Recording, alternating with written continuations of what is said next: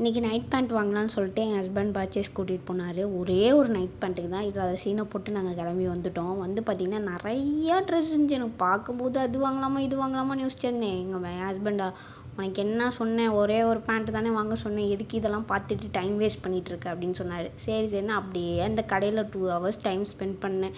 அதை வாங்கலாமா இதை வாங்கலாமா, இது வேணாம் அது வேணான்னு சொல்லி கடைசியில் நீ எதுவுமே வாங்க மாட்ட, அந்த ஒரே ஒரு பேண்ட்டை வாங்கிட்டு நீ வெளியே வா தயவு செஞ்சு அப்படின்னு சொல்லிட்டாரு. கடைசியில் இருந்தாலும் என் மனசு கேட்கல. எல்லாத்தையும் ரவுண்ட் அடிச்சுட்டு சுற்றிட்டு தான் நான் ஒரு வழியாக வெளியே வந்தேன்.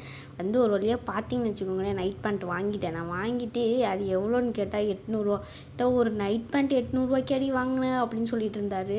சரி இதான் கடைசி, இனிமேல் நைட் பேண்ட்டே வாங்க மாட்டேன், இதே 8 வருஷம் ஓட்டிக்கிறேன் அப்படின்னு சொல்லிட்டு சும்மா கமெண்ட் பண்ணிட்டு வந்துட்டு இருந்தோம். அதுக்கப்புறம் தலவாணி பெட்டும் ரேட் கேட்கலான்னு சொல்லிட்டு பக்கத்தில் இருக்க ஷாப்புக்கு போய் விசாரிச்சுட்டு இருந்தார். எனக்கு பாஸ் பிடிக்கிட்டேன். நான் பேன்னு முடிச்சு இப்போ வேடிக்கை பார்த்துட்டு இருந்தேன்.